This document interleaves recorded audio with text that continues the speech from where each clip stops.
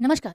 आज है तारीख 6 दिसंबर, यानी एक ऐसा दिन जिसे इतिहास के पन्नों में काला दिन भी कहा जाता है। इस दिन बाबा साहेब अम्बेडकर ने दिल्ली में अपनी अंतिम सांस ली थी और वह दुनिया को अलविदा कहकर चले गए थे। लेकिन ये बाबा साहेब की पुण्यतिथि सिर्फ पुण्यतिथि नहीं है।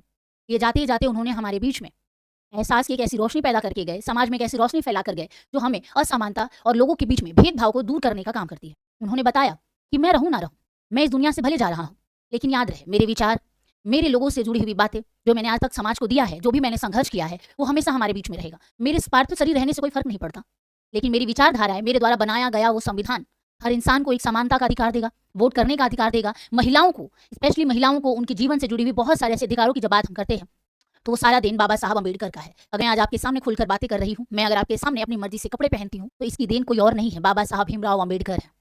तो आपको कैसे लगता है कि वो रहे ना रहे, उनकी विचारधाराएं खत्म हो जाएगी? जब तक ये भारत रहेगा, जब तक भारत में ये संविधान रहेगा, तब तक बाबा साहेब हमारे दिल में रहेंगे। ये दुनिया रहे ना रहे, इतिहास में जब भी ये तारीख दोहराएगी, तब दिल बड़ा भारी सा होगा, मन में एक दुख होगा कि 65 साल की उम्र में हमने एक ऐसे महान पुरुष को खो दिया जिसको भी और जीना चाहिए था, जो शायद जीवित रहते तो ना जाने क्या क्या कर जाते, लेकिन शायद नियति नहीं चाहती थी और वो सिर्फ 65 साल की उम्र में उन्होंने अपनी इस दुनिया को छोड़ दिया।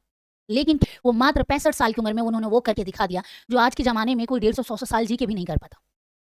बाबा साहब ने जाते जाते इतना कुछ दे दिया कि जब भी उनकी बातें सामने आती हैं, जब भी उनके बारे में हम बात करते हैं, मन में एक बड़ी सी बेचैनी होती है, एक बड़ी सी खुशी की होती है, लहर होती है। एजुकेशन के बारे में बाबा साहब की विचारधाराएं ऐसी थी कि अगर सोचा जाए तो मन को एक सुकून मिलता है। उन्होंने एक ऐसी रोशनी फैलाई हमारे समाज में जो हर भेदभाव को खत्म करता है।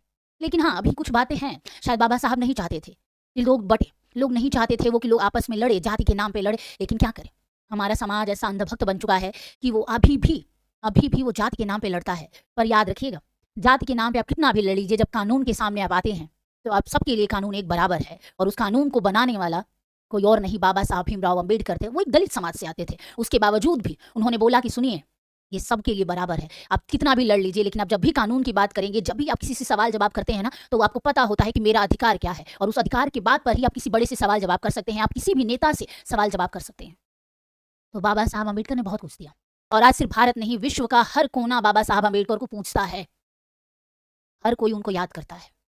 तो आइए आज फिर से बाबा साहब अम्बेडकर की पुण्यतिथि पर उनको सत सत नमन करते हैं और उनको बोलते हैं कि बाबा साहब आप नहीं रहे तो क्या हुआ, हम है ना, हम आपकी सपनों को पूरा करेंगे, हम अपनी आवाज़ को उठाएंगे, हम गलत के खिलाफ आवाज़ उठाएंगे और आपके द्वारा बनाएंगे संविधान की रक्षा करने की बात करेंगे, और हम संविधान की रक्षा भी करेंगे। कोई आए गए जय 10-5 साल के नेता के लिए हम अपने संविधान को बदलने नहीं देंगे, खत्म नहीं होने देंगे।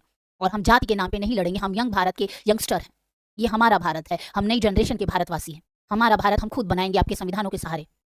और बाबा साहब अम्बेडकर के लिए फिर से एक बार सत सत नमन है। जय हिंद।